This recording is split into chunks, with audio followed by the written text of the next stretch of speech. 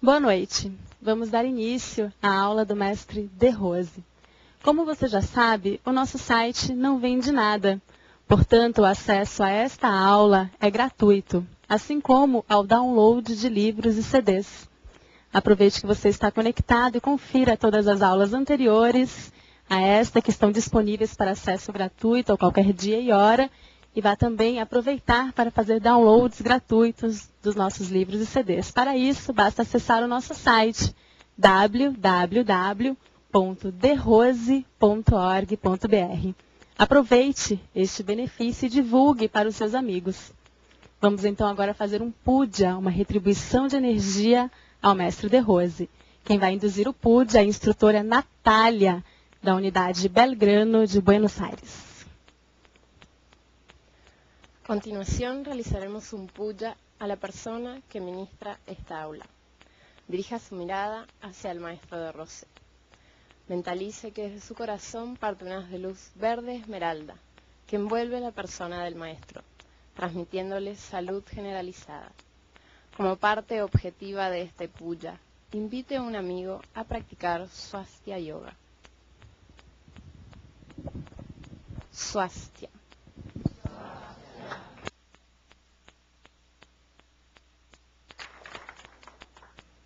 Muito bem. Hoje nós não temos avisos, porque eu quero dar uma aula mais comprida, então vou aproveitar o tempo.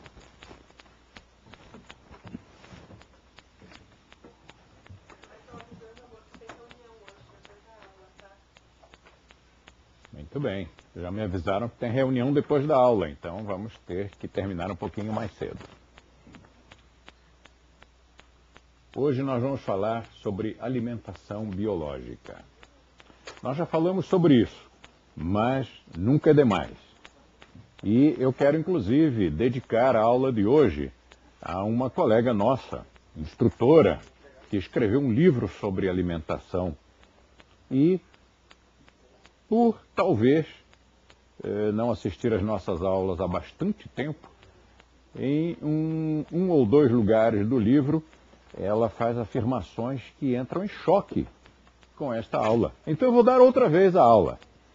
E desta vez a colega vai assistir, com certeza. A aula de alimentação vegetariana, que eu prefiro chamar de alimentação biológica, começa fazendo uma análise de 8 sistemas alimentares. Nós optamos por estudar 8 sistemas. Poderíamos dividir em 9, poderíamos dividir em 10. Na verdade, poderíamos dividir em 500 sistemas alimentares. Há os mais conhecidos, os menos conhecidos, aqueles que foram mais expressivos na influência da população e na influência de outros sistemas que surgiram depois daqueles. E outros que quase que passaram em brancas nuvens. Por exemplo, você já ouviu falar em verlandismo? Mas o verlandismo é um sistema alimentar criado por um médico sueco e que, de uma forma, assim, a grosso modo, é o naturismo alimentar. É um sistema que propõe a alimentação de acordo com aquilo que a natureza nos oferece, ou seja, sem cozinhar os alimentos e tudo mais. O verlandismo tem algumas características que o diferenciam do naturismo. Então, nós vamos optar, nós já no início, desde o início do nosso trabalho, optamos por este círculo, em que dividimos em 8. Por que será, né? Nós dividimos isso em 8. Vamos relembrar a você que o nosso símbolo, o símbolo do Swastika Yoga, é um círculo dividido em 8, com 8 raios. E depois fechado com 8 trichulas. Trichula, este símbolo, é um símbolo de Shiva. No século passado, aqui no Brasil, as pessoas tinham medo desse símbolo porque associavam com outra coisa.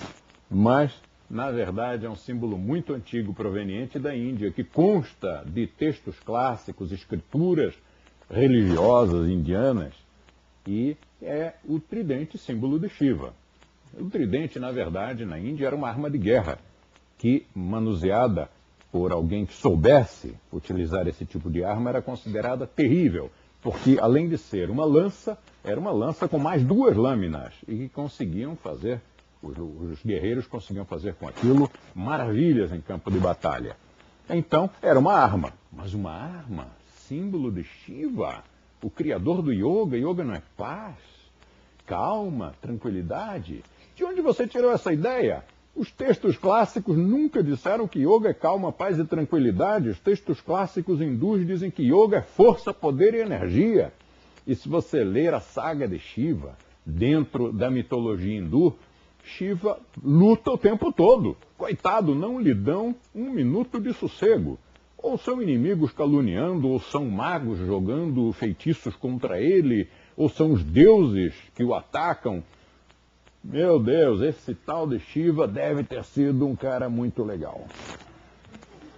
Então, a divisão em 8 não é apenas por ser o nosso símbolo, mas porque a divisão em 8 é uma característica do classicismo hindu. O Ocidente gosta muito do número 7. O Oriente Antigo, a Índia Antiga, gosta muito do número 8, porque é uma divisão equânime, é uma divisão que dá equilíbrio. Há um cruzamento e há um recruzamento. E aqui nós temos, então, o número 8. E é esse desenho que nós utilizamos para a nossa aula. Por isso nós não colocamos 9 sistemas.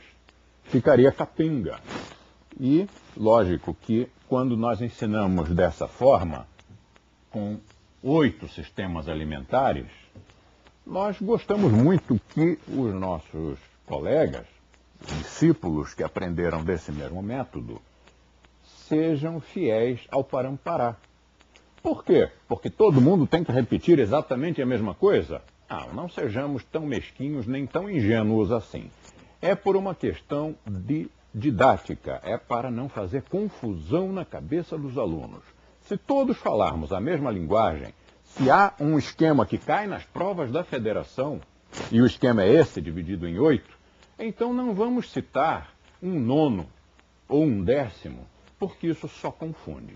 Se você encontrar isso em algum livro nosso, algum livro de colega nosso, leia-o com uma caneta vermelha e sempre que você encontrar alguma coisa que faça confusão, por favor, pegue a sua canetinha vermelha, vá lá e risque aquela parte que é para você mesmo não ficar confuso. Então, vamos fazer aqui o nosso desenho, mais uma vez, em 8. Ele também tem uma função mnemônica, ou seja, ele também tem uma função de ajudar a memorização por parte do leitor, por parte do aluno e por parte, inclusive, do instrutor, para que ele sempre consiga dar a aula de uma maneira muito clara e muito esquematizada. Por exemplo, o primeiro desenho que nós fazemos, este cruzamento, nos mostra sistemas alimentares que são opostos entre si. Este propõe o oposto deste outro, ou vice-versa. E o da esquerda também propõe o oposto deste outro que eu vou escrever aqui à direita, e vice-versa. Então estes são os sistemas diametralmente opostos. Tudo que um diz, o outro diz que está errado. Não é nada disso. E, no entanto, alguns desses sistemas, mesmo dizendo coisas opostas, são sistemas que funcionam. Quer dizer, são sistemas alimentares que são saudáveis e que, em caso de enfermidade, frequentemente conduzem à saúde novamente. Então, nós vamos chegar à conclusão de que há alguma coisa aqui que funciona. Vamos ver se descobrimos isso no transcorrer da nossa aula. E estes outros sistemas, que nós vamos colocar aqui nas linhas intermediárias, chamamos a esses sistemas de primos, porque eles às vezes têm uma semelhança, guardam algum parentesco com outro sistema que lhe está próximo, mas nem sempre. Nós vamos começar aqui nesta linha. O nosso começo, analisando os sistemas alimentares, vai se reportar às nossas origens. nossas origens de milhões de anos. Como é que nós éramos no início dos tempos, quando ainda éramos tecos e depois passamos a homo? O que é que nós comíamos? Então, vamos fazer uma análise primeiramente pela lógica. Nós tínhamos aí, por aí, mais ou menos 1 metro de altura. Éramos meio macaquinhos e vivíamos onde nos era mais conveniente. Para um animalzinho pequeno e que não tinha altas garras, dentes, chifres, veneno, ou pelo menos sabia correr muito bem. Até hoje nós não temos tudo isso. Então, o melhor lugar era se encarapitar lá em cima, nos galhos de uma árvore. Não é que fosse 100% seguro, mas lá em cima nós estávamos fora do alcance da maior parte dos predadores. Então, vivemos lá durante muito tempo. E eu acredito que mesmo a referência que a Bíblia faz ao Jardim do Éden é uma referência a este período da nossa história, da nossa existência. Porque nós vivíamos, de fato, dentro de um jardim, nós vivíamos entre flores, folhas, ramos, sol e céu. Que vida boa! E mais, não tínhamos que trabalhar. Como era a nossa vida nessa época? Era como, até hoje, a maior parte dos macaquinhos vive. O que é que nós fazíamos? Nós brincávamos o dia inteiro. Nós transávamos, dormíamos. E quando nos dava fome, o que é que nós fazíamos? Estendíamos a mão. A comida já estava ali mesmo. Nós morávamos dentro dela. Nós morávamos nos ramos das árvores e as frutas estavam ali mesmo. E nós comíamos frutas. Nossos antepassados, portanto, faziam frugivorismo.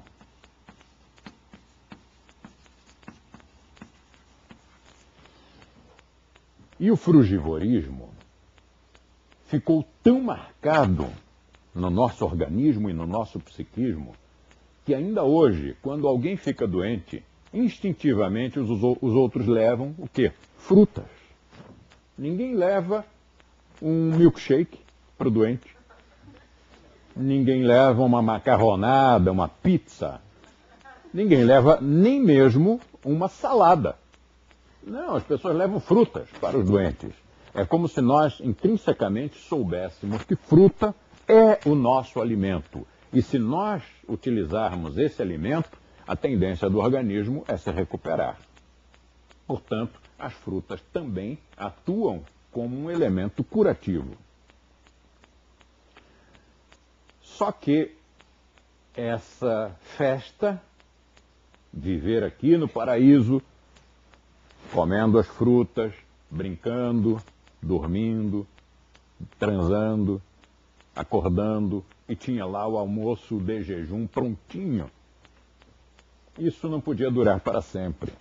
E num dado momento, numa das eras glaciais, faltaram árvores. As árvores se escassearam. E nós, meio macaquinhos ainda, tivemos que descer das árvores e viemos para o solo. Imagine a tragédia que foi em termos de espécie. Imagine o trauma que isso representou para nós. Uma espécie especializada em viver nas árvores, com liberdade de ação. Brincando, comendo, namorando, dormindo, com relativa segurança. Com o verde das árvores, com as frutas à disposição, com o sol, com a luz do sol, do dia. Num dado momento, esse animalzinho tem que andar no chão. Mas ele era um arborícola, não era um terrícola. Então, as pernas dele não foram feitas para caminhar nem para correr. Suas mãos foram feitas para prender, para segurar. nos galhos das árvores. E isto continua muito marcado no nosso projeto. Quando uma criança nasce, agora, milhões de anos depois, quando uma criança nasce, assim que nasce, se você lhe puser uma vareta nas mãos, ela agarra e você pode levantar. Não vá fazer isso em casa. Peça para o seu médico fazer isso, né? Levanta a criança e o recém-nascido agarrado ali, a cabecinha pende, mas ele não solta. É o instinto prênsio. E esse instinto existia por quê? Porque ao nascer, nascia lá em cima. E ele tinha que se agarrar nos pelos da mãe e nos galhos das árvores, senão ele despencava lá de cima. Então, nós guardamos ainda a memória no nosso ADN dessa época. Mas tivemos que vir para o chão. E cá embaixo não havia frutas, nem mesmo folhas com essa disponibilidade toda. Então nós nos tornamos coletores. Andávamos tropegamente, como até hoje. Você vê que adultos, plenos adultos, e às vezes até que praticam esportes, de vez em quando tropeçam nas próprias pernas e caem. Por quê? É muito raro você ver um animal tropeçar nas próprias pernas e cair. Aí você vai dizer, não, é porque somos bípedes. Olha, eu conheço alguns animais bípedes e algumas aves bípedes, e até alguns répteis bípedes, e não me consta que eles tropecem e caiam. Então, isto é uma característica mesmo do ser humano. Ele não é projetado para andar no chão. E lá íamos nós, tropegamente, eu dizia, catando, coletando. Era o que nos restava fazer, porque nós não éramos carnívoros. Nem podíamos sê-lo, porque não tínhamos condições de matar o animal. A natureza não havia dado essas armas ao homo que estava surgindo. Mas mesmo que tivéssemos essas armas, nós não tínhamos a velocidade para alcançar a presa, então está descartado. Carnívoros nós não éramos na aurora da nossa existência. E íamos catando as coisas que encontrávamos, já que agora tínhamos que andar mesmo aqui no chão. Catávamos, quem sabe, uma raiz, uma noz, um pedacinho de árvore, uma casquinha de árvore, que na hora da fome até que pode ser deliciosa. Uma lesma, uma barata. Nessa hora vale tudo. E levávamos o que encontrássemos para a nossa casa, para o nosso refúgio. Que refúgio? Bom, se não vivíamos mais nas árvores e não tínhamos condições de fugir dos predadores, onde é que nós íamos viver? Fomos para as cavernas. Imagine o trauma. Um animalzinho que vivia lá em cima nas árvores, com o verde das folhas, com o colorido das flores, com o doce das frutas, com a luz do sol. Agora ele vivia escondido, cheio de medo, dentro de uma caverna escura e úmida. E sabe-se lá o que havia nessa caverna? Daí o medo que nós temos até hoje de escuro. Levávamos tudo aquilo que coletávamos para a caverna. Isto nos marcou tanto que até hoje nós temos uma síndrome chamada síndrome de supermercado. Vamos ao supermercado e coletamos tudo que não precisamos, porque nós pensamos, talvez precisemos, e levamos para dentro da caverna. Só que, imagine, esses bichinhos, como sentiam fome e medo ao mesmo tempo. Medo do escuro, medo dos predadores. E, habituados a comer frutas e algumas folhas, Agora tínhamos que comer casca de árvore, lesma, raiz, barata e o que mais viesse. Imagine nesse momento que levou centenas de milhares de anos, num espaço de tempo de centenas de milhares de anos, quantas vezes você deve ter tido oportunidade de flagrar uma situação assim? O macaquinho, o homo, presta atenção aí na câmera. É assim, eu tenho que fazer tudo aqui, inclusive ser cameraman.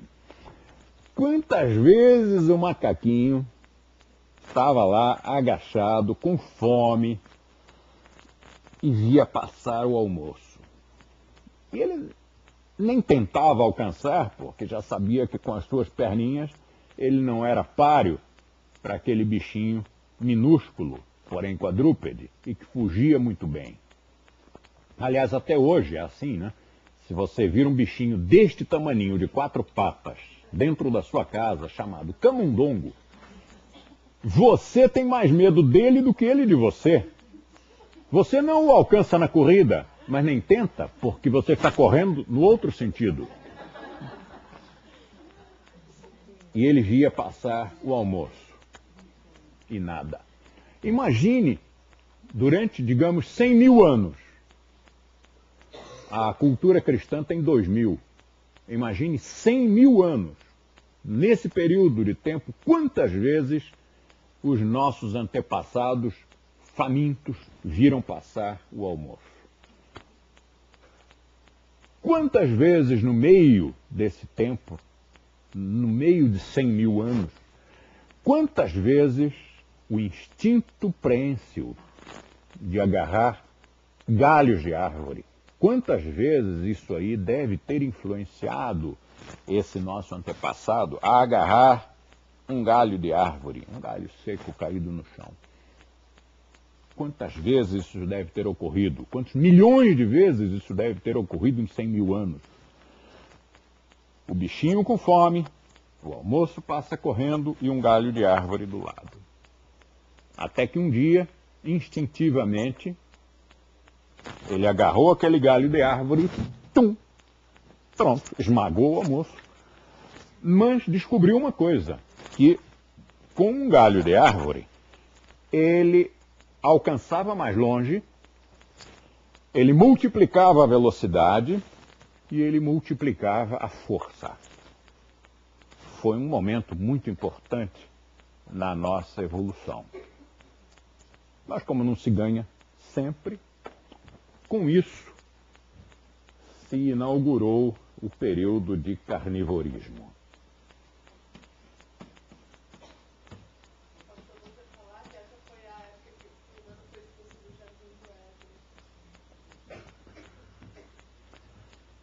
Foi falado que aqui nós fomos expulsos do Jardim do Éden, né?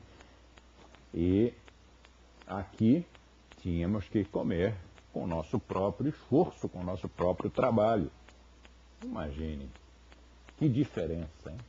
Você sair do jardim para dentro de uma caverna escura e úmida. Quantas cobras, quantos insetos, escorpiões, aranhas devia haver ali dentro. Ainda mais porque no início esse bichinho não devia ter muita higiene, né? O homem saía mais do que a mulher, porque a mulher tinha seus filhotes e tinha que ficar ali cuidando. Então ele ficava mais lá fora, no início coletando, depois caçando. Ela ficava ali dentro com a filharada. Daí talvez o fato de a mulher ter muito mais repulsa por baratas do que os homens. Começamos a caçar. Primeiro caçando coisinhas pequenas que você podia abater com um pedaço de pau. Tuf. Mas você sabe que o ser humano é muito rápido, né? A gente aprende as coisas com uma rapidez impressionante. Levou menos de 50 mil anos para que nós descobríssemos que se amarrássemos uma pedra na extremidade desse galho, nós poderíamos abater presas maiores.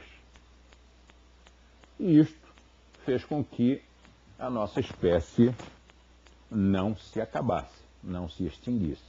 Olha que ironia, nós que éramos frugívoros, fomos salvos da extinção, tendo uma alimentação alucinada, comendo cadáver. Mas isso salvou, paciência. Já estávamos salvos, já estávamos caçando, já havia milhares de anos. Só que o processo evolutivo, organicamente falando, é muito mais lento do que a gente imagina. Se nós levamos 50 mil anos para aprender a colocar uma pele de urso sobre as pedras para poder dormir num lugar mais macio, ou colocar uma pedra na extremidade do galho para caçar presas maiores, 50 mil anos não são nada em termos de evolução do nosso corpo, do nosso sistema. Tanto que, passados tantas centenas de anos, centenas de milhares de anos, nós continuamos com uma estrutura corporal e química no nosso organismo que continua sendo de um animal não habilitado a consumir animais mortos. Isto é uma outra aula de alimentação que a gente vai dar depois. Aí nós vamos demonstrar que pela estrutura dos nossos dentes, a química da nossa saliva, dos nossos sucos gástricos, a estrutura do nosso intestino, enfim, uma porção de características, nós preservamos como características de animais não carnívoros. Por isso, a ingestão de carnes se torna tão perniciosa para o nosso organismo. Vamos observar uma coisa, falamos no Jardim do Éden, não é? Mas antes, um pouquinho, no mesmo livro, na Gênesis, há uma declaração de que o tempo de vida do homem sobre a Terra deveria ser de 120 anos. Só que nós não chegamos. Na nossa história, até o presente momento, nós ainda não chegamos aos 120 anos como média do tempo de vida de um ser humano sobre a Terra. Vale a pena perguntar por quê. Terá a Bíblia mentido? Ah, não, é que é simbólico. Simbólico uma ova. É que no mesmo livro, Gênesis, está lá escrito que toda erva verde lhe será para mantimento ao homem. Então, é claro, se nós nos alimentarmos da forma correta, com os alimentos para os quais nós fomos projetados, viveremos 120 anos. Comendo outras coisas para as quais nós não fomos projetados, teremos a nossa vida abreviada, quem sabe pela metade, ou menos. Ou menos, porque quantos jovens nós conhecemos que morreram com 20 ou 30 anos de idade devido a doenças. Doenças, quem sabe, muitas delas produzidas pelo sistema alimentar inadequado. Voltaremos a falar nisso mais tarde. Agora eu quero progredir nessa nossa experiência gastronômica. Então, fomos carnívoros durante um tempo, bastante longo, diga-se de passagem. Não longo o suficiente para modificar nossa estrutura, mas longo. Chegamos um dia à conclusão de que nós não fomos feitos mesmo para comer só carne. Poucos povos comem só carne. Os esquimós, por exemplo, comem só carne. Ou comiam antigamente. Hoje as coisas estão muito modificadas até lá no Alasca. Mas naquele período em que os esquimós só se alimentavam de carnes, um esquimó com a metade da minha idade era um velhinho encarquilhado, desdentado, que para comer, para sobreviver, a família, os filhos, tinham que mastigar a comida e passar a comida mastigada para a boca do pai ou da mãe, porque não tinha mais dentes, não podia comer, se não fosse assim morria de fome. Ou seja, o esquimó que comia só carnes, aos 30 e poucos, 40 anos de idade, parecia um velhinho de 110. E os nossos antepassados, de certa forma, começaram a perceber que alguns espécimens, alguns indivíduos que variavam a alimentação e que cometiam lá uma heresia, e além das carnes eles também comiam outras coisas, eram mais bonitos, ficavam menos doentes e viviam mais tempo. Então, pouco a pouco, a humanidade entrou num outro sistema alimentar chamado omnivorismo. Eu sei que em português do Brasil não tem esse M. No de Portugal tem.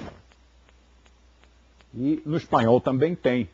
Então vamos manter aqui o M, até porque aí eu posso brincar com as pessoas e dizer que omnivorismo não é comer não é viver de mantra.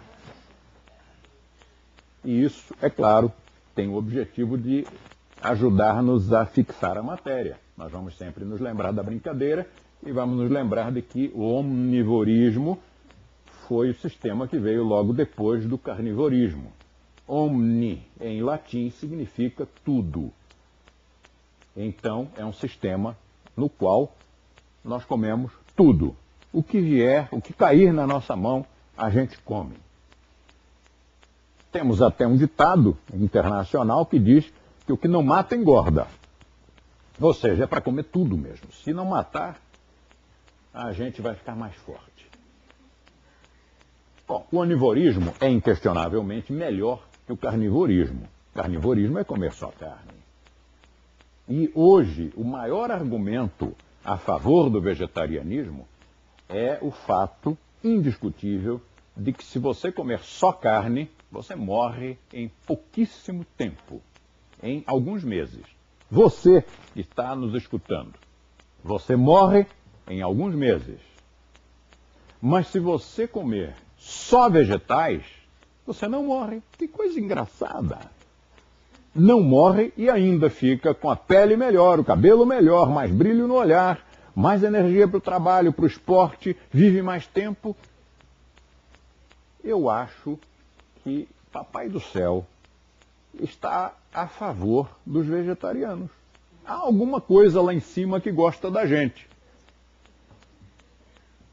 Lembre-se de que os navegadores portugueses e espanhóis, quando enfrentavam os mares bravios nas suas casquinhas de nós, que eram as naus, as caravelas daquele tempo, logo que começaram a fazer uma navegação que não era mais de cabotagem, que passou a ser navegação de alto mar, eles ficavam meses navegando.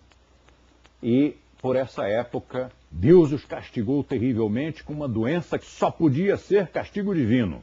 Era uma doença horrível e que ceifava a vida dos marinheiros que se atreviam a ir onde não foram chamados. Uma coisa antinatural, sair da terra firme e ir para aqueles mares bravios, cheios de monstros marinhos, e talvez até cair no fim do mundo. E aí eles ficavam muito doentes e morriam. Até que um dia, parando numa ilha para buscar água, os doentes curaram-se milagrosamente. E o capitão, que era ligeiramente mais esclarecido, foi querer saber o que eles fizeram em terra firme para ficar curados assim tão rápido. E eles disseram, nós chupamos ali umas frutinhas cítricas e o escorbuto estava curado. Para curar escorbuto, basta chupar umas laranjinhas. Ou seja, frutas, mais uma vez. E o escorbuto o que é? É uma doença que atinge quem come só carne. E os esquimós? Olha, não sei de onde eles tiravam a vitamina C. Mas, de alguma maneira, eles se adaptaram. Envelheciam muito mais rápido, mas conseguiam sobreviver. Não sei explicar. O fato é que o onivorismo foi melhor do que o carnivorismo. Tão melhor que o resto da humanidade, o grosso da humanidade, parou aqui e está neste sistema até hoje. Passaram-se tantos milhares de anos e as pessoas mais supostamente esclarecidas continuam fazendo onivorismo. Elas não evoluíram muito mais do que isso. Que coisa impressionante. Um passo adiante da era pré-histórica, da Idade da Pedra. Mas alguns grupos humanos foram além. Por exemplo, quando o onivorismo permitiu ao ser humano sair pela terra buscando melhores campos de caça, melhores campos de plantio e para saber o que tinha além das montanhas. Até que nós chegamos num território chamado hoje de zona temperada. Você sabe o que é a zona temperada? É uma faixa na qual neva no inverno. Neva no inverno e faz 30 e tantos graus no verão, às vezes 40. Temperada coisíssima nenhuma. Temperada é a nossa, que não neva, na qual não neva nunca. Mas quem manda no mundo, obviamente, é quem tem mais dinheiro, melhores exércitos. Então eles dizem que aquela zona temperada está bem, não se discute, não está aqui quem falou. Nós fomos para a zona temperada e no inverno nevou. Os nossos antepassados devem ter perguntado a mesma coisa que eu. Zona temperada?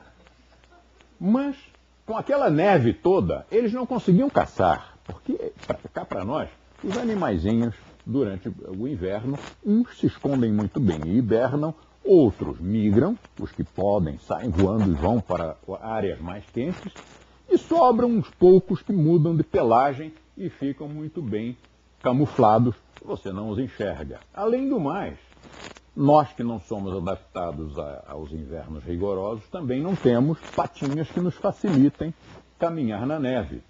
Então, caça estava praticamente fora de questão. E vegetais sumiam no inverno. Então, o que sobrou? O ser humano que migrou para aquelas áreas temperadas passou a comer cereais. E surgiu o cerealismo. Porque o cerealismo é um sistema que é fácil de estocar alimento, no qual é fácil estocar alimento.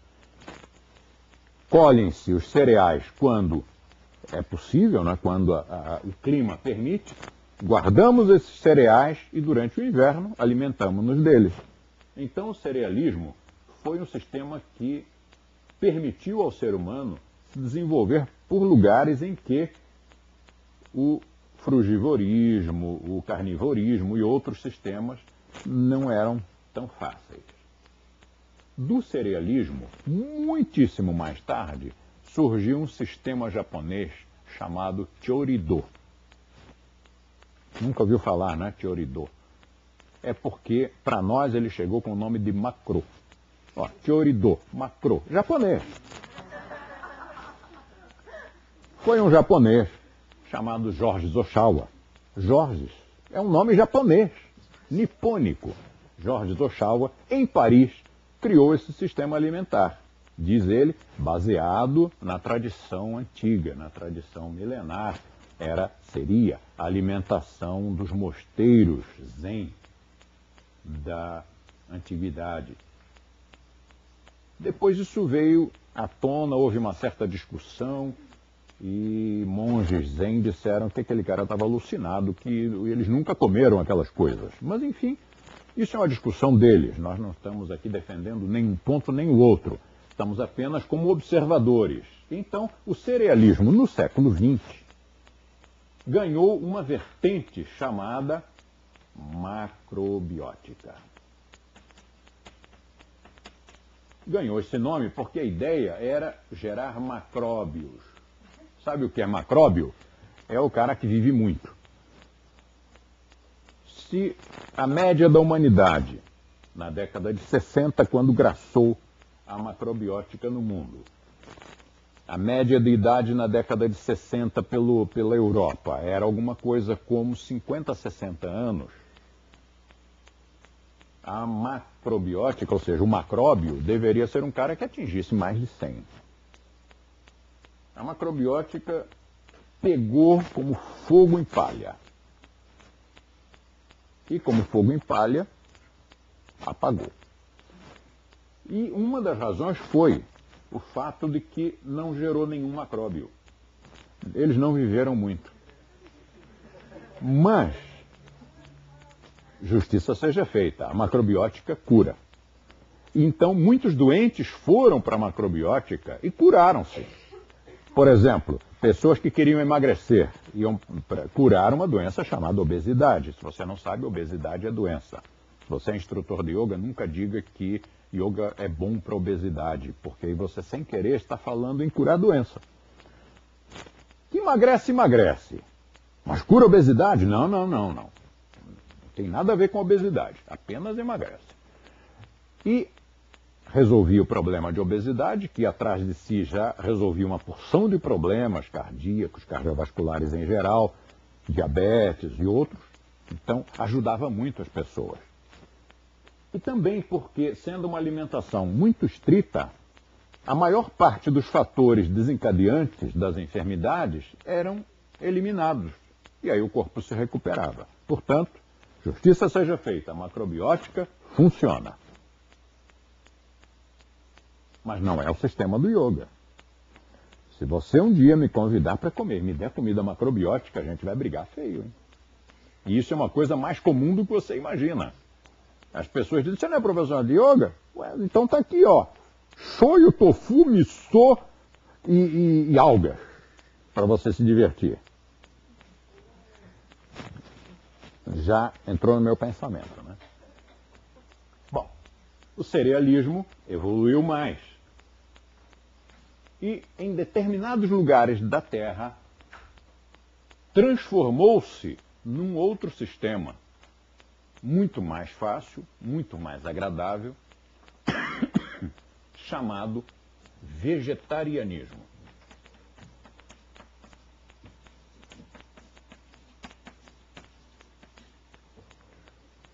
O vegetarianismo aceita os cereais, mas também todos os outros vegetais, ou seja, 15 mil variedades de hortaliças, legumes, cereais, frutas, raízes e ainda leite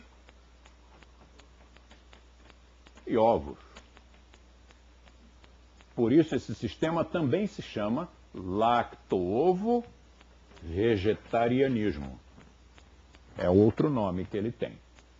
Eu devo alertar o nosso aluno para o fato de que esta nomenclatura aqui, destas 3 linhas, é uma confusão só.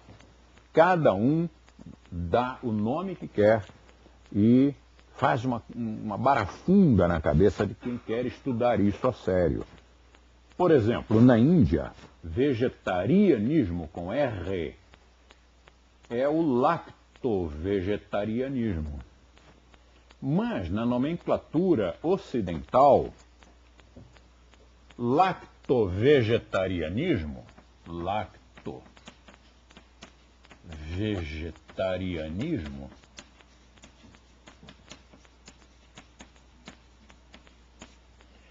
é chamado de vegetalianismo. Ei, que confusão! Pouca gente se lembra disso, porque vegetalianismo ninguém fala. Então, no final, fica assim. Você é vegetariano? Sou. Ah, então é só lacto.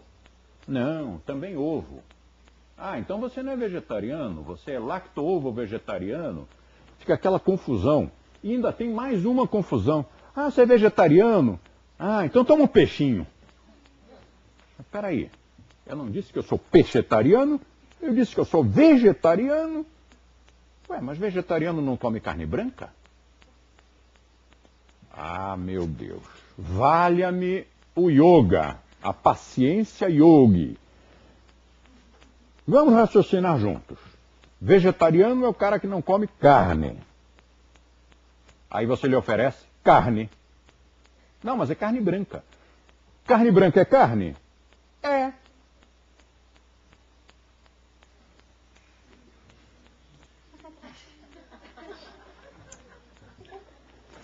Se você vir algum vegetariano que coma carne branca ou de qualquer cor, informe o coitado que ele não é vegetariano. Ele segue um outro sistema que tem um prefixo grego. Grego. Macro. Não é macros. Hipócrita. Hipocritariano. O cara que diz que é vegetariano e come carne é hipocritariano. É um outro sistema alimentar que não está aqui no nosso esquema. Então, vegetarianismo é o lacto-ovo. Vegetalianismo é o lacto-vegetarianismo. A não ser na Índia, quando na Índia é com R aqui. Então, o vegetarianismo na Índia é o lacto-vegetarianismo. Não aceita ovo. Na Índia, o vegetariano não come ovo. Aí você vai dizer, mas eu fui num lugar lá na Índia e tinha ovo. Sim, eu também fui num lugar lá na Índia que tinha carne. Ora, mas o sistema vegetariano hindu é lacto-vegetarianismo.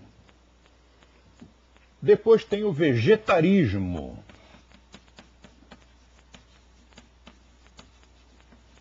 Estes aqui você já entendeu tudo, né? 15 mil variedades de legumes, verduras, frutas, raízes, troncos de árvore, como é o caso do palmito, e que mais? E mais todas as variedades de laticínios e ovos. Portanto, as massas, as pizzas, enfim, aquelas coisas maravilhosas. O lacto não inclui ovo. Pronto, está super claro. E o vegetarismo não quer saber nem dos laticínios. Então, o vegetarismo também é chamado de vegetarianismo puro. Também é chamado de vegan. Nomenclatura essa que é nova, é relativamente nova. Tanto que os vegetarianos foram pegos de surpresa quando viajavam para a Índia, pediam comida vegetariana e na hora que chegava o prato, estava escrito em cima, vegan. Vegan. Engraçado, né? Deve ser código aeronáutico. E, na verdade, eles eram lacto-vegetarianos ou lacto-ovo-vegetarianos, mas deram-lhes a alimentação chamada vegetarista ou o vegetarianismo puro. Ou vegan. Me parece, não tenho certeza, mas me parece que essa tendência, esse nome, surgiu na Inglaterra. Pelo menos foi onde eu vi pela primeira vez, onde escutei isso pela primeira vez. Esqueci que estava com isso na mão.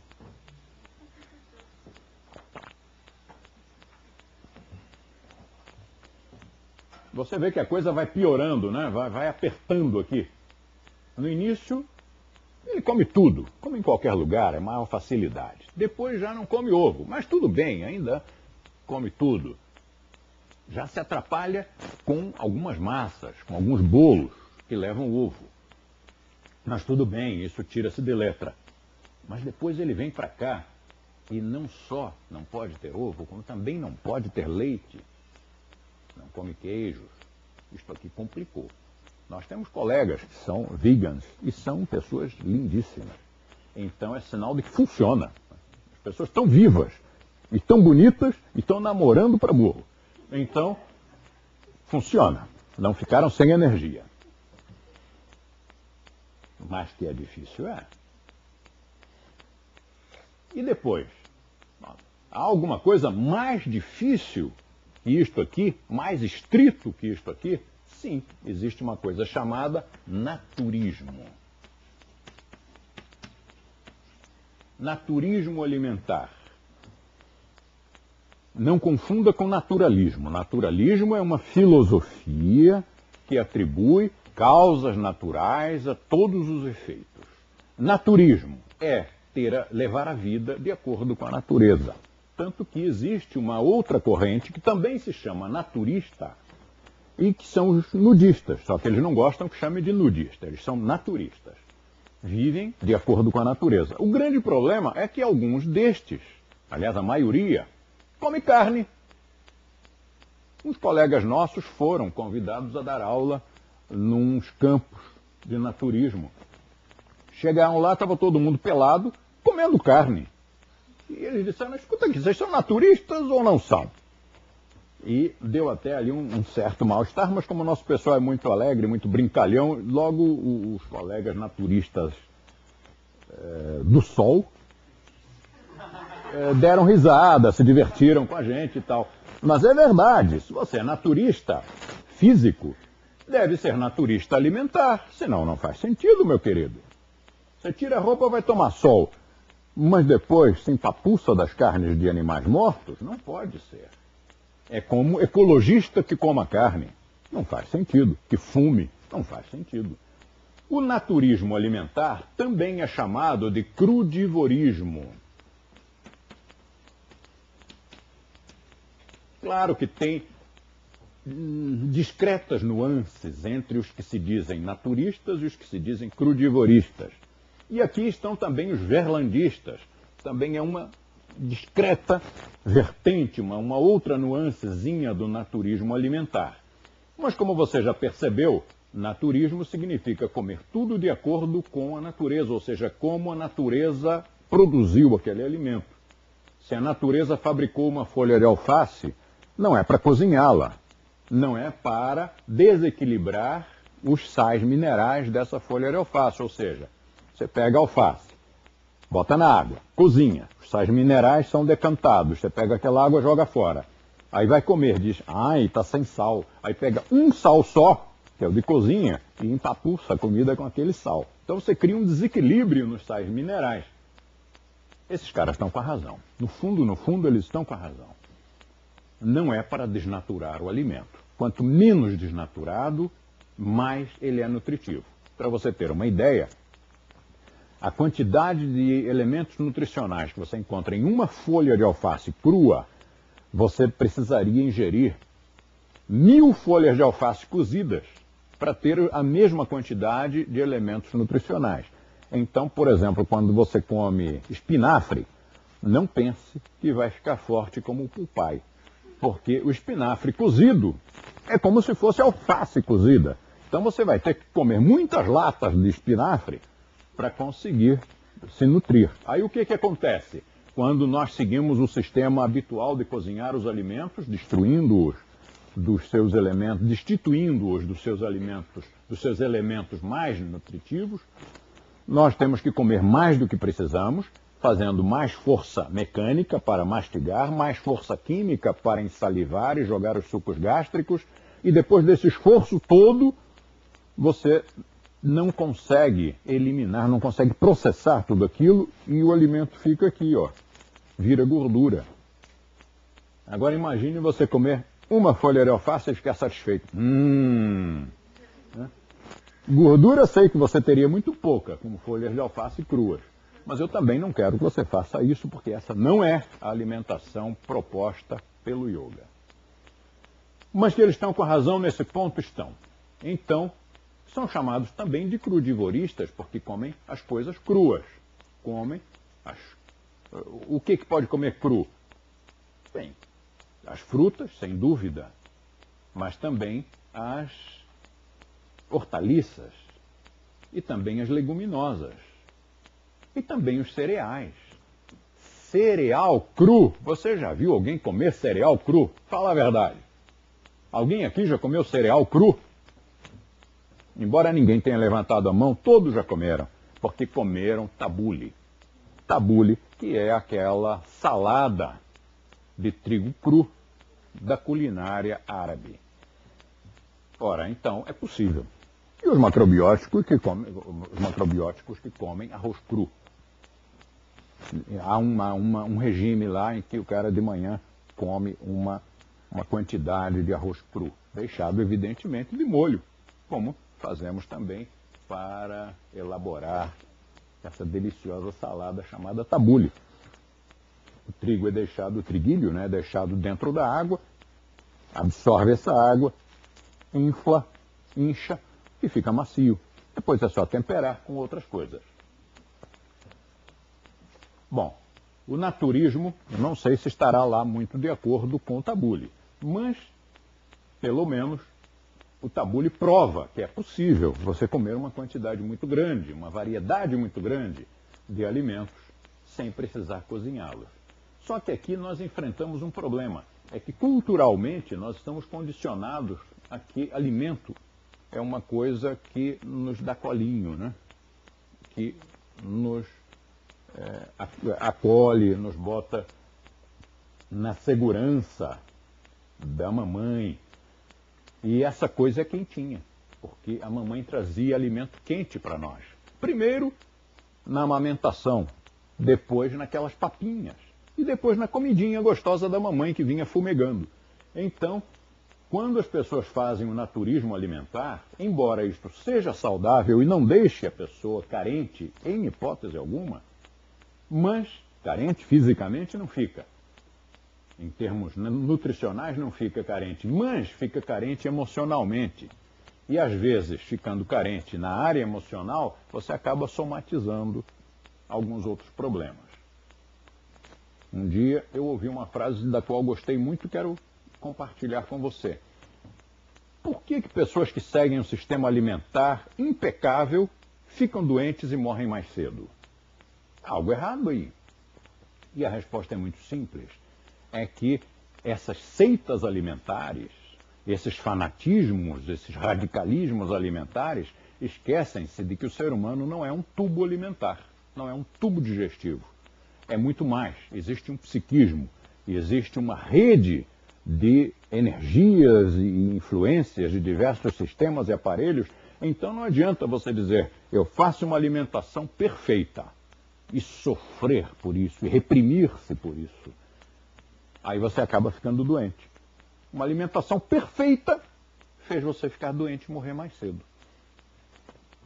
Há uma história verídica que aconteceu em 1978. Parvati, filha de Eliane Lobato, estava com 3 aninhos. E na festa de aniversário da irmã dela, Lakshmi, que fazia 2 aninhos, eu presenciei uma senhora, uma tia-avó, que ia de criança em criança no meio da festa, dando um bombom para cada uma e dizendo, um só que isto faz mal, um só que isto faz mal, um só que isto faz mal. E eu comecei a ficar indignado com aquilo. Ora, se faz mal, não dê. E se está dando, deixa a criança ser feliz. Não fica dizendo que aquilo faz mal. E eu já ia ser talvez um pouco deselegante quando ela ofereceu a Parvati com 3 aninhos. E entregou a menininha, Parvati hoje tem 30, ofereceu, Parvati é minha afilhada, ofereceu a Parvati e disse, um só que isto faz mal. A Parvati agarrou aquele bombom, olhou para a velhota, olhou para o bombom, olhou para a velhota e disse, não faz mal não, e tocou para dentro.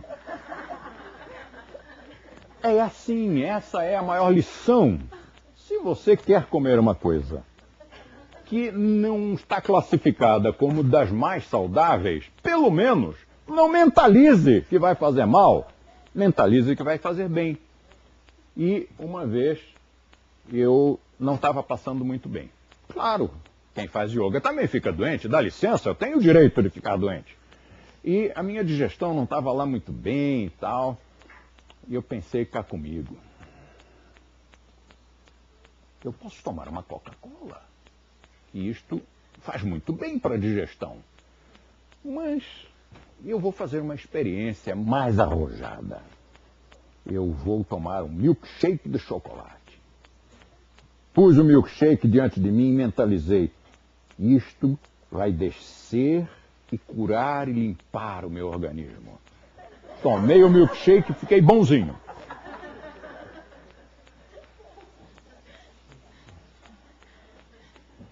Moral da história. Se você quer comer batata frita, coma a sua batata frita. Embora a fritura a gente saiba que não faz muito bem. Mas, lógico, não vai comer todos os dias. Não vai se empapuçar de batata frita. Coma lá um pouquinho de batata frita, mas mentalizando que ela está descendo, limpando e curando tudo. A questão quantidade e qualidade também é crucial. Lembre-se de que a diferença entre o remédio e o veneno está na dosagem. Então, se você comer uma coisa muito ruim, que faz muito mal, mas comer pouquinho não faz mal algum. Mas se você comer uma coisa que faz muito bem, numa quantidade muito grande, vai ficar doente. Por exemplo, nos Estados Unidos, na década de 70, na Califórnia, o pessoal fez muitas experiências loucas. E um cidadão que teve uma tragédia na vida, a mãe morreu de câncer, e ele disse, eu não vou morrer de câncer. E na época estava em moda que o beta-caroteno evitava câncer, então ele começou a tomar suco de cenoura em quantidade. Suco de cenoura, sabe-se lá, estamos falando da Califórnia, sabe-se lá a quantidade de suco de cenoura que esse cara tomava todos os dias. Morreu de cirrose. De câncer não morreu, então ele conseguiu o que ele queria. Mas está aí uma prova de que uma coisa saudável, em quantidade exagerada, deixa de ser saudável, passa a ser ruim. Até coisas aparentemente neutras, como água. Bom, água em quantidade não faz mal. Outro caso da Califórnia, no mesmo período da década de 70. Um cidadão também, a história é parecida. Um familiar morreu de câncer e ele disse, não, estudou e descobriu que tomando muita água ele drenava o organismo, limpava tudo e os elementos potencialmente desencadeantes de um câncer seriam lavados, seriam eliminados. E começou a tomar muita água. E um dia acordou morto, aos 20 e poucos anos de idade. Chegou lá a polícia, né, para ver, e chegou à conclusão de que ele havia sido assassinado. Por quê? Porque ele estava na cama, mas havia morrido afogado. Ora, afogaram o cara e levaram para a cama. Fizeram mais algumas pesquisas e descobriram.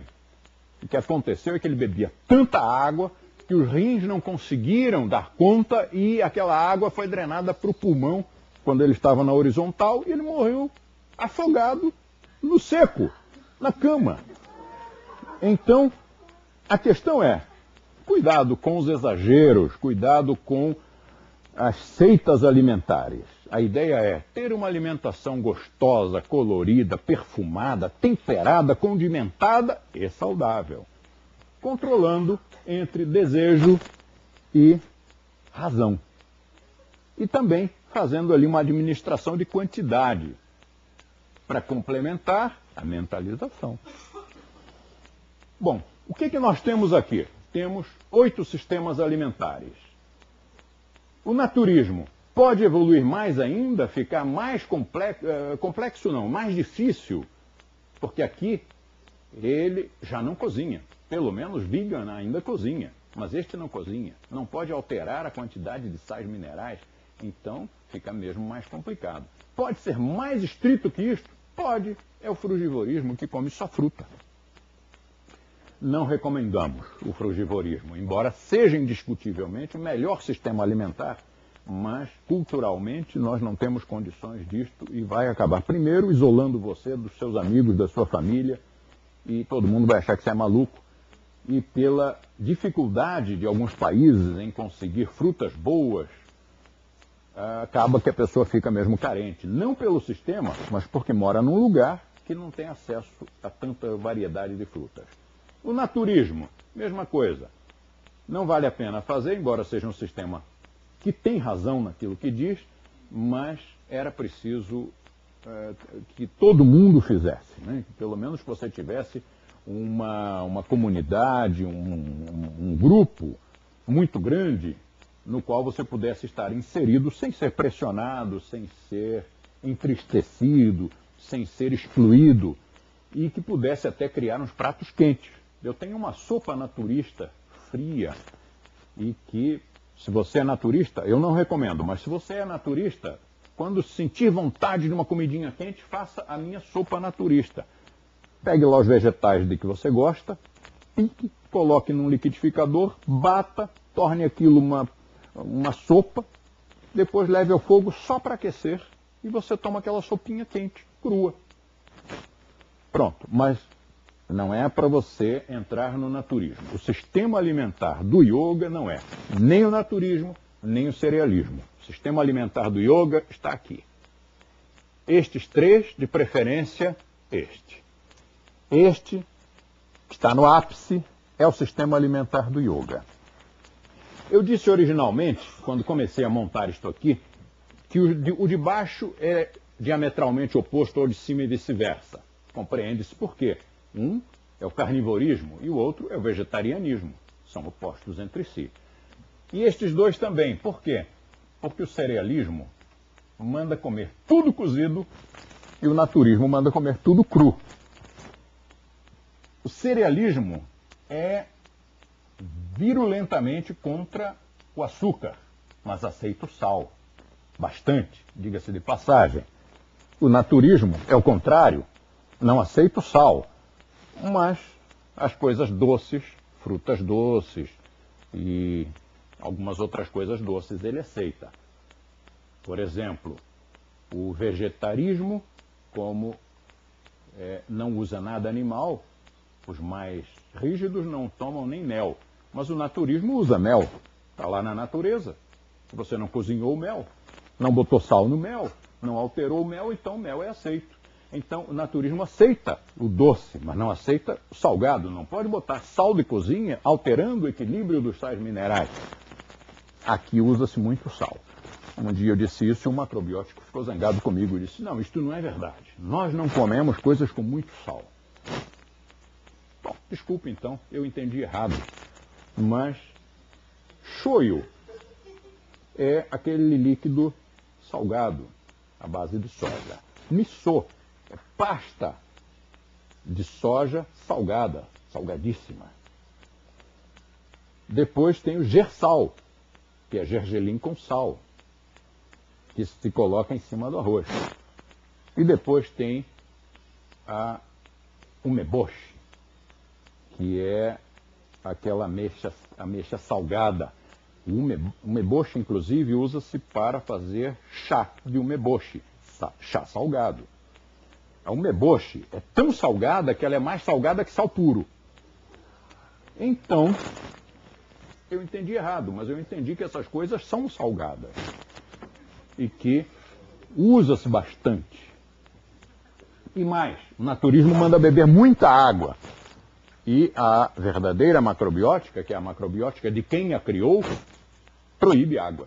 Não pode beber água. Pode beber chazinho, mas não muito, não exagere. Um chazinho, 1 ou 2 vezes por dia. De preferência, um chá bem yang, um chá de umeboshi, salgada. Eu fiz um período, final da década de 60, quando a macrobiótica estava começando, eu tinha que experimentar. Primeiro porque eu era garotão, segundo porque naquela época a gente misturava tudo e não havia essa noção de disciplina que se tem hoje, que se você está no yoga, faz a alimentação do yoga. Se quer fazer outra, saia do yoga. Mas naquela época a gente não era assim. E depois porque eu queria conhecer para poder orientar meus alunos. Então eu fiz macrobiótica há muito tempo e fiz sob a orientação estrita da época. E naquela época era assim. Depois mudou. O que nós devemos concluir? Que a macrobiótica verdadeira era a do codificador, do George Oshawa, ou que a macrobiótica verdadeira é aquela que cedeu concessões à opinião pública e ao mercado para que não desaparecesse de todo? Eu acho que a macrobiótica verdadeira é do cara que criou a macrobiótica e criou o termo.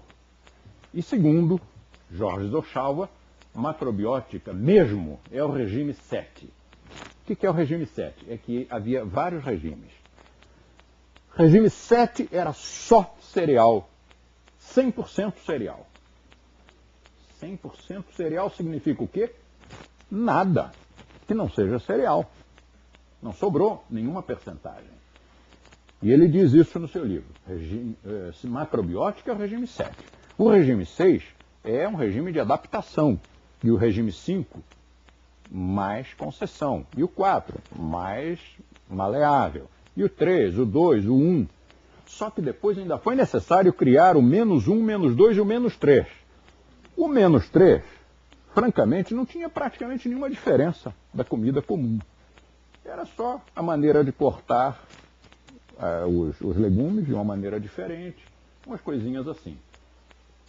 Mas o objetivo desses regimes todos era ir subindo, fazer o -3, depois o -2, o -1, o 0, 1, 2, 3, 6, 7. Pronto. 7 agora sim é macrobiótica. 7 é 100% cerealismo. 100% cerealismo quer dizer nada de verduras, nada de frutas. Mas o naturismo come muita verdura e muita fruta.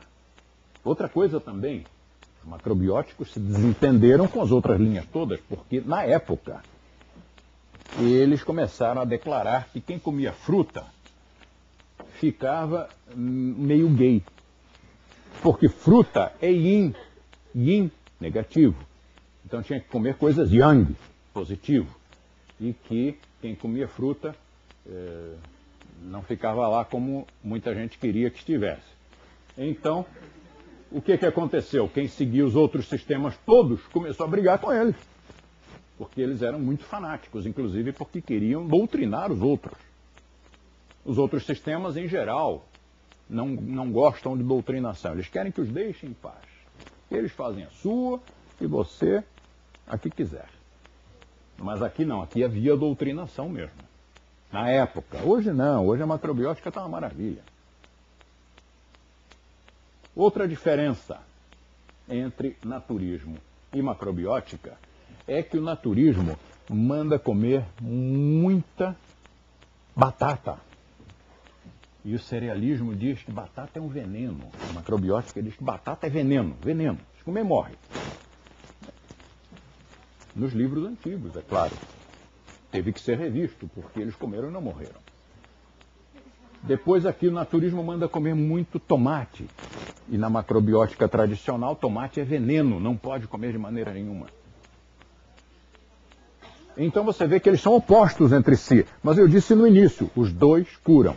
A macrobiótica, a pessoa chega lá bem doente, às vezes desenganada, faz macrobiótica e fica curada. E o naturismo? Também, a pessoa chega lá muito doente, às vezes desenganada, faz o naturismo e fica curada. Mas como? Se eles dizem coisas opostas entre si. Eles discordam em tudo e curam. Então, se, tirando o onivorismo e o carnivorismo, todos os outros sistemas, na verdade todos os outros, são curativos, todos os outros ajudam a recuperar a saúde, então há alguma coisa que todos eles observam e essa coisa é que deve estar certa.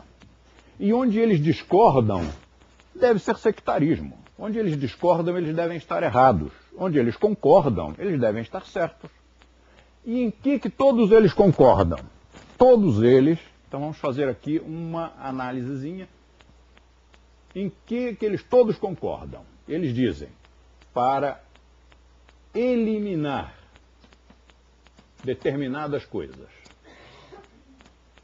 para evitar, não eliminar, mas evitar, reduzir determinadas coisas, e para adotar determinadas coisas. Todos eles dizem para eliminar carnes. Ah, mas macrobiótica não, tem até um prato chamado pato ao tucupi. E tem aqueles peixinhos que eles comem. Não, mas espera lá, você se esqueceu de que O codificador disse que macrobiótica é o regime 7, e o regime 7 é 100% cereais. 100% cereais, quantos por cento sobram para as carnes? 0. Então, macrobiótica mesmo não usa carnes. Quem usa carne é quem está nos regimes de adaptação. Então, esses sistemas todos não usam carnes. Eu não disse carne vermelha, eu disse carnes. Não importa se são vermelhas, brancas ou furta-cor. Eliminar carnes, eliminar fumo, eliminar álcool e eliminar outras drogas. Álcool também é droga. Isto é para eliminar ontem e não precisa de adaptação. Essa história de que é para parar de comer carne aos pouquinhos, isso é história para boi dormir. Isso é história da carochinha. Isso é história de quem não está afim de parar. Sabe aquela história de que na segunda-feira eu começo o regime. No dia 1º de janeiro eu vou mudar de vida. Se você realmente está afim de parar, é para parar ontem. Não é preparando aos pouquinhos. Claro que quando você para tudo isso de uma vez, vai passar por uma síndrome de abstinência. Aguente firme. Passa. É uma questão de tempo. Tudo passa. Evitar. Evitar não é eliminar. Evitar açúcar, sal, café.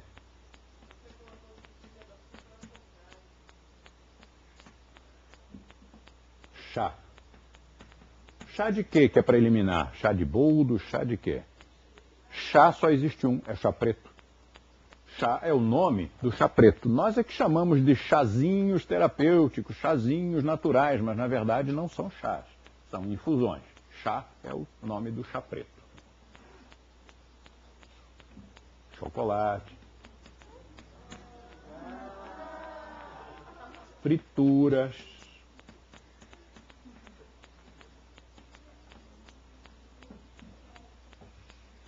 O que mais?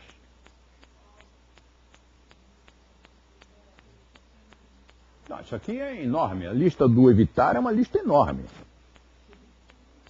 Felizmente, ela não está aqui em cima. Ela não é a lista do eliminar. Evitar quer dizer o quê? Bom, vamos evitar o açúcar. Evitar, em vez de comer açúcar de manhã, de tarde e de noite, em tudo que você ingerir, põe açúcar apenas naquilo que for absolutamente indispensável. Ou então, você não acrescenta açúcar em coisa alguma, mas se lhe oferecem alguma coisa que tenha açúcar, você não faz vergonha. Sal. Procure não colocar sal ao cozinhar. É perfeitamente possível. Basta usar muito condimento. Mas vai comer na casa de alguém ou num restaurante, a comida foi feita com sal. Tá bem, não vai para o inferno por isso. Café. Café não é bom, como o chá e o chocolate também não são. Se você tem esse vício do café, paciência, ninguém é perfeito. Fritura, está no mesmo pé ali, está na mesma altura. É a batatinha frita, o bolinho frito. Evita-se. Mas o fato de alguém pegar você comendo uma batata frita não quer dizer que você seja um charlatão, que você diga uma coisa e faz outra. Não, absolutamente. Você faz yoga, pode usar açúcar, sal, café, chá, chocolate, frituras e todas as outras coisas que não são tão saudáveis. Mas você vai administrando a quantidade, a frequência e pondo mentalização em cima. Adotar. Frugalidade. Frugalidade não é comer fruta, hein? Frugalidade é comer pouco. Se você apenas adotar a frugalidade, ignorou tudo, mas adotou isto, já vai fazer uma diferença enorme na sua saúde e no seu peso. Mastigação. Passe a mastigar muito mais do que você está habituado. mastigar os alimentos até que os sólidos fiquem líquidos. Portanto, a regra é beber os sólidos e mastigar os líquidos. O líquido normalmente é glu-glu-glu, mas para um pouquinho. Passe um pouco o líquido pela boca. Tem que fazer isso com discrição. Você imaginou você num almoço, coloca o suco de frutas e... É óbvio que não é para fazer isso. Mas discretamente, antes de engolir, deixe ocorrer uma salivação. Ajuda bastante. Mastigar os líquidos e beber os sólidos. Adotar o que mais? Adotar condimentos. Olha que coisa, por esta eu não esperava. Todo mundo diz que a alimentação saudável é uma alimentação sem temperos. E é exatamente o contrário. Mas o que é que nós no Brasil chamamos de tempero? Um dia eu estava num hotel, 5 estrelas, bonitinho, e perguntei, este feijão tem alguma carne? Não. Tem... Aí fui dizendo cada uma das carnes que me passavam pela cabeça. Não, não tem carne seca, não tem bacon, não tem isso, aquilo, não tem. Tá bom, então eu vou comê-lo. Pus na boca, epa, tem gosto de cadáver. Voltei lá e falei com o garçom que servia o buffet. Este feijão não tem carnes. Não, senhor. Nenhuma. O que ele leva? Só tempero. Que tempero? Toucinho. Bom, é claro que, nesse nível de consciência, quando nós dizemos que a comida temperada é boa, e o outro diz que comida temperada faz mal, nós dois estamos com a razão, porque ele está chamando de tempero uma coisa que não é tempero. E a mamãe? Eu me refiro à minha. Ela chamava de tempero o quê? Sal. Mãe, essa comida está sem tempero. Espera que eu vou levar o sal. Mas sal é sal não é tempero. Então o que é tempero realmente? São os condimentos, aqueles famosos condimentos que enriqueceram os donos da Companhia das Índias Orientais. É aquela constelação de ervas, de raízes, de grãos que dão cor, sabor e aroma, cheiro, perfume à comida. Quer saber quais são? Dá uma olhadinha no meu livro, Alimentação Vegetariana Chega de Abobrinha. Ali eu coloco todos os temperos, inclusive é chocante porque as melhores donas de casa não conhecem a maior parte deles. E aí ela diz, mas onde encontrar isto? Em qualquer supermercado. Todo supermercado tem uma prateleira de temperos. Basta parar nele, em vez de passar direto. E ali você vai ver nomes, muitos dos quais você nunca escutou e nem estão no meu livro. Condimento é saudável. Há condimentos que existem para processar gorduras. Há condimentos que existem para facilitar o funcionamento do intestino. Há condimentos que são para matar as bactérias. Inclusive, a maior parte deles funciona assim quando combinado. Um dia veio a São Paulo uma senhora indiana, fez um jantar indiano para a gente, e nesse dia a mãe da Chandra morava no Rio de Janeiro e eu ia para o Rio, naquela noite, ia de ônibus. Então pedi a ela que separasse, já que a mãe da Chandra gostava tanto que ela foi à Índia. Quem foi à Índia depois fica fascinado pela comida indiana e pelos condimentos. É claro que a comida indiana você põe na boca e saem labaredas pelos ouvidos. Então, eu disse, separa um pouquinho para eu levar para a mãe da Chandra. Só que, ato contínuo, eu disse, não vai dar certo, porque eu vou de ônibus, na chegada no Rio de Janeiro faz muito calor e vai estragar. E a senhora que fez a comida, a senhora indiana que fez a comida, disse, não se preocupe, já está temperada, não estraga. E aí reparei, como assim? Temperada não estraga? Não estraga, porque as bactérias não conseguem sobreviver naquele meio. É muito forte, é muito quente, é muito condimentada. É apimentada? Não, não se usa pimenta. Usa-se pouquíssima pimenta na comida indiana. Como pouquíssima? A comida indiana é apimentada. Nós chamamos de apimentada. Ela, na verdade, é condimentada. Um dia, em Nova Delhi, primeira viagem que eu fiz, comi aquela comida, botei a primeira garfada e quase morri. Era muito condimentada. E aí eu pedi ao garçom, por favor, me traga uma outra sem pimenta. E me trouxe lá, a próxima leva. Botei na boca e aquela coisa quentérrima. E eu chamei o garçom e disse, eu pedi sem pimenta. E ele disse, essa não tem pimenta. Eu fiz sem pimenta. Então por que está tão apimentada?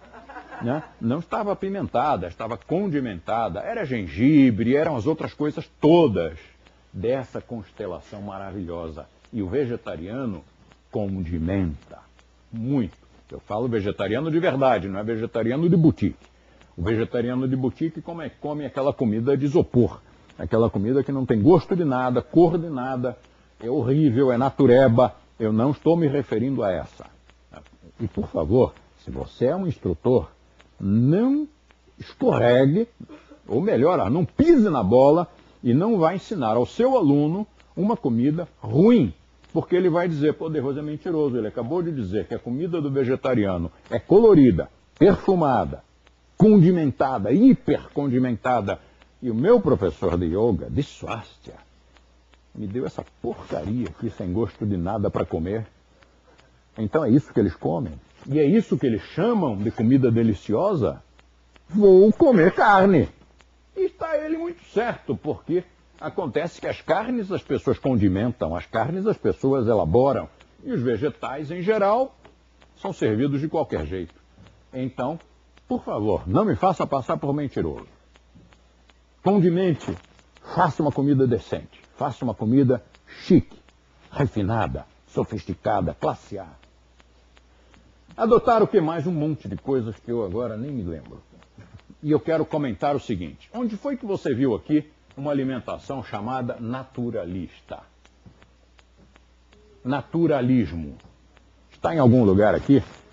Então, se você vir em algum livro, risque, por favor. Livro nosso. Se for livro lá de fora de outro autor, não tem problema. Mas se for livro de gente nossa, risque, telefone para o autor ou para a autora e diga, ô, querida, no seu livro tem lá uma declaração de uma tal de alimentação naturalista. Mas que, quando eu fui declarar isso na minha prova, eu fui reprovado pela federação. Eu tenho que acreditar no que está nos livros publicados por gente nossa.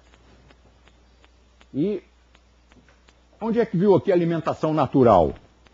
Não está. Por que não está? Porque não existe. O que é alimentação natural? Nada e tudo. Ou seja, qualquer coisa pode ser chamada de alimentação natural. E o que é alimentação natural? Não é um sistema. Estes são sistemas. Alimentação natural não é sistema. Alimentação natural é um rótulo do momento, de mercado, um rótulo comercial, para vender exatamente as mesmas coisas com um preço mais elevado. Ah, mas é alimentação biológica. Isso é outra coisa. A alimentação biológica tem a produção biológica. A chamada alimentação natural nem sempre é biológica. Em geral, as pessoas vão comprar na feira, exatamente junto com os outros alimentos todos. Então, por que é natural? Sanduíche natural. Você já viu sanduíche natural de atum? Sanduíche natural de presunto? Pois existe. E qual é a diferença? Eu convido você a implicar com todos os lugares que vendam sanduíche natural.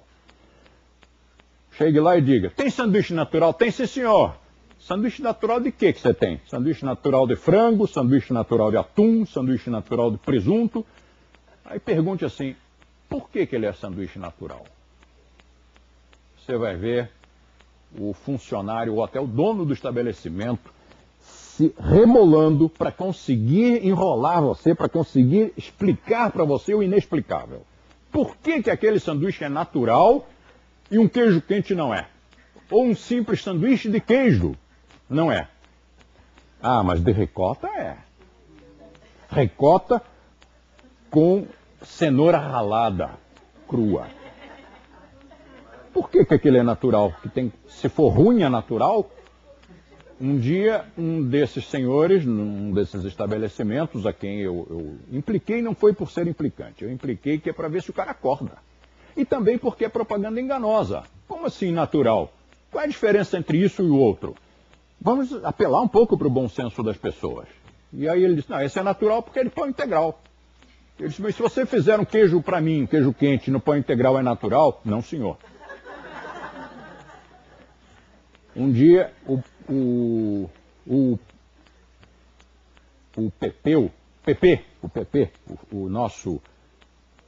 nosso campeão mundial de asa delta e de surf, que faleceu já há uns tantos anos lá no Japão fazendo um voo espetacular. O PP, hoje, ele tem uma praia com o nome dele e com um monumento de bronze, que é uma prancha de surf e uma asa delta em bronze. É no iniciozinho da Barra da Tijuca, no Rio de Janeiro. E a Praia do PP só tem gente bonita. E foi chamada Praia do PP porque a carrocinha do PP de sanduíches naturais se instalou ali. Mas antes estava em São Conrado. Foi onde ele abriu primeiro, porque São Conrado antigamente, era o point. E ali, quando ele abriu a carrocinha, foi entrevistado, claro, o cara era um ídolo da moçada, é ídolo até hoje. E aí, quando ele abriu a carrocinha de sanduíches naturais, ele foi entrevistado por uma jornalista, se não me engano, da Rádio Jornal do Brasil, lá do Rio de Janeiro. E aí, ela, conversando com ele, ele disse o que tinha. Sanduíche natural disso, sanduíche natural daquilo, sanduíche natural de frango. E aí a moça, a menina, a jornalista, muito lucidamente disse, ô Pepe, sanduíche natural de frango? E ele disse, claro, ora, frango não está aí na natureza? Saiu-se bem. Mas então os outros são todos naturais, é tudo natural. Então não existe, não está aqui a alimentação natural porque não é um sistema, é um rótulo. Não está aqui a alimentação naturalista, até porque confunde naturalismo com naturismo. E naturalismo é um sistema filosófico. É a explicação do Samkhya, olha a confusão. O cara que é desavisado encontra ali no livro naturalismo. Ah, então o pessoal do Samkhya faz esse sistema. E como nós somos de um yoga antigo, o yoga antigo é fundamentado pelo Samkhya, eu tenho que comer essa alimentação que é naturalista. Mas não existe, por favor. E o verlandismo? O verlandismo está aqui. E qual é o outro? Higienismo. Está aqui higienismo? Não está. Ele existe? Existe. Mas não está no nosso estudo. Então não vamos complicar. Não vamos complicar. Vamos escolher uma destas para fazer. E se você faz yoga, qual é? Ah, se faz yoga, de preferência este aqui. Com a possibilidade de fazer os primos. A alimentação do yoga é lacto-vegetarianismo, que é da Índia. Se você fizer lacto-ovo-vegetarianismo, passa. Se fizer vegetarismo, passa. Se fizer naturismo, já não está mais. Mas ele não é bom? Teoricamente é bom. Tem toda a razão. Mas não faz parte da alimentação do yoga. Isso significa o quê? Se você fizer macrobiótica, naturismo, alimentação natureba, frugivorismo, carnivorismo, qualquer outro sistema que não seja aquele que foi talhado para o yoga, significa que você não vai estar ingerindo a quantidade de carboidratos, proteínas, aminoácidos essenciais e gorduras que você vai precisar para desenvolver as propostas das técnicas do yoga. Por exemplo, quando você faz pranayama, você bombeia uma quantidade maior de oxigênio, que é comburente. É preciso que você tenha o que queimar. Essas queimas vão fazer o quê? Vão levantar a serpente ígnea. Se você faz uma alimentação diferente, isto em qualquer coisa, na face da Terra, profissões, esportes, filosofias, cada um tem uma alimentação ideal. Você já imaginou? Você trabalha no escritório, sentado, e faz a alimentação de um estivador do Cais do Porto. Você vai morrer. Vai ter problemas cardiovasculares, vai engordar, vai ter obesidade, vai ter diabetes, vai morrer. E vice-versa. O estivador fazendo uma alimentação de executivo. Vai morrer. Não pode, não tem energia. Vamos para os esportes. Você faz esportes, então você tem que se alimentar bem. Qual é o esporte que você faz? Se você faz corrida, é uma alimentação. Se você faz pesos e ferros, é outra alimentação. Mas se você faz corrida de 100 metros rasos, é uma. Se faz corrida de maratona, é outra completamente diferente. Se você faz ferros e pesos para definição muscular, é uma alimentação. Se faz para hipertrofia, é outra completamente diferente. Então as nuances são muito grandes, mesmo dentro de um mesmo caminho, que é o esporte, dentro de uma mesma linha de alimentação, que é a alimentação do desportista. Será que isso esclareceu um pouco? Que o objetivo não é restringir, não é criar seitas alimentares, mas é ter uma alimentação coerente com as propostas daquela filosofia, daquelas práticas, daquelas técnicas que você vai executar. Tinha mais umas coisinhas aqui, mas o tempo já passou e eu fico devendo. Então, num futuro talvez próximo, uma outra aula que vai nos dar mais uns detalhezinhos muito interessantes sobre alimentação biológica, que é aquela alimentação que lá fora chamam de alimentação vegetariana, mas que eu recomendo não usar esse rótulo. Se você fala alimentação vegetariana, as pessoas entendem que você come salada de grama. Então não diga alimentação vegetariana, não diga eu sou vegetariano, diga eu não como carnes de nenhuma espécie. E depois, claro, você ainda vai ter que explicar um pouco mais. Quando você disser carnes de nenhuma espécie, vão lhe oferecer frango. Aí você diz, eu falei de nenhuma espécie, mas nem branca, eu disse de nenhuma espécie. Então, peixinho? Não, meu amigo, peixe é carne, carne de nenhuma espécie. A lagosta está ótima. Mas depois de algumas explicações, a pessoa vai entender que você não come carne. Aí ele diz, vegetariano. Não, não, não.